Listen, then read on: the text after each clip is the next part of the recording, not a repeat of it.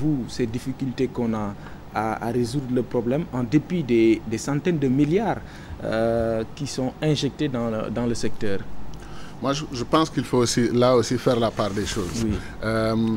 Les efforts du gouvernement ont été réels et le sont encore.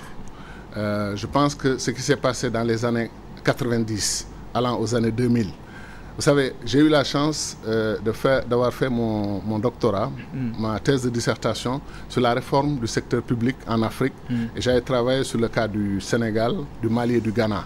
Donc la réforme des télécommunications, mais par extension la réforme des grandes sociétés du secteur public, les grandes entreprises nationales. Et franchement, je pense que les bailleurs de fonds, les partenaires de Bretton Woods, ont une part de responsabilité dans ce qui s'est passé, y compris la crise de la Sénélec. Partout où ils n'ont pas réussi la privatisation telle que souhaitée, et là, partout où on n'a pas atteint les résultats, par exemple le niveau d'investissement qui était escompté pour moderniser l'outil, mettre un peu plus de capacité de production, partout où ils ne l'ont pas réussi, ils ont créé, déstabilisé des pays qui parfois étaient en meilleure posture avant la réforme qu'après la réforme. Le Sénégal a beaucoup investi. Je pense que la complainte aujourd'hui des patriotes sénégalais, des citoyens sénégalais en général, c'est la question de la transparence dans la gestion de la question de l'énergie. Effectivement, tout cet argent dont on a parlé, qu'est-ce qu'on a fait de cet argent? Le président de la République a lancé, il paraît, un conseil des ministres, un appel pour un audit. Ce serait un exemple de volonté de bonne gouvernance si cet audit était fait par un organisme indépendant qui puisse auditer, voir qu'est-ce qui s'est passé. Tout le monde comprend le caractère vital de l'énergie dans nos pays. Et honnêtement, je pense qu'un gouvernement qui veut rester au pouvoir, qui veut se faire réélire, n'a aucun intérêt à saboter le secteur stratégique de l'électricité. Donc, il se passe quelque chose qui est lié à la question de la transparence, de la gestion. Et ce pays-là, j'ai eu la chance, pour m'instruire moi-même et m'éduquer sur les questions de l'électricité et de l'énergie, de rencontrer des cadres sénégalais. C'est extraordinaire leur niveau de compétence et de maîtrise de ces questions. Ils nous auraient trouvé des solutions rapides si la volonté politique et si le désir de les laisser travailler, régler les problèmes eux-mêmes, si ce désir était fort. Mais quand d'autres acteurs, des acteurs de l'ombre, entrent dans cette histoire de, n'est-ce pas, d'achat, de vente, etc. et manipule des milliards, déplace des sommes énormes, la chose devient plus problématique qu'elle n'aurait dû l'être. Oui, cette chose-là, on peut la régler justement, si je comprends bien, via la coopération internationale. Vous avez été ministre des Affaires étrangères. Dans l'entendement aussi, la coopération internationale était sous votre tutelle. Si je me trompe, vous me rectifiez. Est-ce que, si c'est le cas, vous avez eu à travailler dans le sens de régler le problème énergétique en rapport avec peut-être d'autres pays? Je sais qu'avec l'Inde, on a travaillé sur les questions énergétiques. Avec la Chine, j'avais même présidé un accord que mon frère Madi Kenyan, qui m'a remplacé aux affaires étrangères, avait piloté, n'est-ce pas, du temps où il était ministre de l'énergie. Le président de la République étant parti avant la fin du sommet, c'est moi qui avais présidé cette cérémonie de signature. Je sais qu'avec les Américains, on a discuté plusieurs fois la possibilité de trouver une solution ou une contribution importante des Américains à la question de l'énergie. Avec d'autres partenaires, on a beaucoup travaillé sur cette question. Mais comme je dis, c'est une question qu'on peut régler. Un, parce que nous avons l'expertise nationale. Deux, il me semble qu'un gouvernement a tout intérêt à régler ce genre de problème. Mais vous avez vu la manière dont, encore une fois, le projet dynastique est venu interférer avec cette affaire. On enlève un Sénégalais.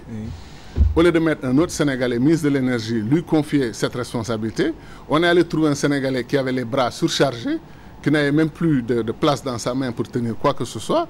On est venu lui rajouter l'énergie. Et les Sénégalais ont dit leur scepticisme. Ils ont été étonnés parce qu'ils se disent, non seulement il y a d'autres cadres compétents qui pouvaient faire ce travail, mais ils se disent, est-ce qu'on a déjà trouvé la solution? On a retardé les choses en attendant de remettre l'énergie à cette personne et ensuite on lui donne tous les moyens pour le vendre, entre guillemets, le promouvoir au niveau des Sénégalais. Si c'est cela, c'est cousu de fil blanc, ça ne passera pas. Et franchement, voilà qu'un problème politique est réglé. On a enlevé un ministre qui était effectivement jeté en pâture à l'opinion, on l'a enlevé. Là où les gens applaudissent, ils se rendent compte que, attention, on nous a ramené autre chose par la fenêtre, et les gens étaient devenus sceptiques et furieux, parce qu'on ne joue pas, encore une fois, l'État n'est pas un jouet. Finalement, il y a un ministre délégué. Mais alors, ce ministre délégué, moi je le connais, et j'ai beaucoup d'estime et de respect pour lui. Il est tout à fait capable, compétent pour diriger le secteur de l'énergie. Pourquoi en faire un ministre délégué? Parce qu'il faut qu'un autre Sénégalais, encore une fois, ait les infrastructures, la coopération internationale, le transport aérien, et qu'on lui ajoute l'énergie, l'aéroport international, l'autoroute, etc. Ça, tout ce qui bouge, c'est pas bon. C'est pas bon pour le Sénégal. Ça crée des problèmes de crédibilité. Et les partenaires, bailleurs de fonds, et tout le monde se pose des questions. Pourquoi on procède ainsi au Sénégal? Nous avons donné notre réponse. Ok. En plus de l'énergie, il y a les inondations, mais aussi d'autres difficultés auxquelles les Sénégalais font face. Vous étiez dans le système lorsque ces problèmes-là ont démarré. Alors, vous assumez donc votre part de responsabilité dans ce qui arrive aux Sénégalais aujourd'hui. Vous savez, je ne peux pas, comme vous dites, dire que tout ce qui est positif est bien, je l'assume. Tout ce qui est négatif et mauvais, je ne l'assume pas. Je suis quand même un peu plus intelligent que ça. J'assume l'ensemble du bilan de mon parcours avec le président Wade. Oui. Aussi bien les choses positives que les choses moins positives. Là n'est pas, à mon avis, le problème. Parce que tout le monde sait que je n'étais pas responsable des inondations. N'est-ce pas? Et des solutions à apporter aux inondations.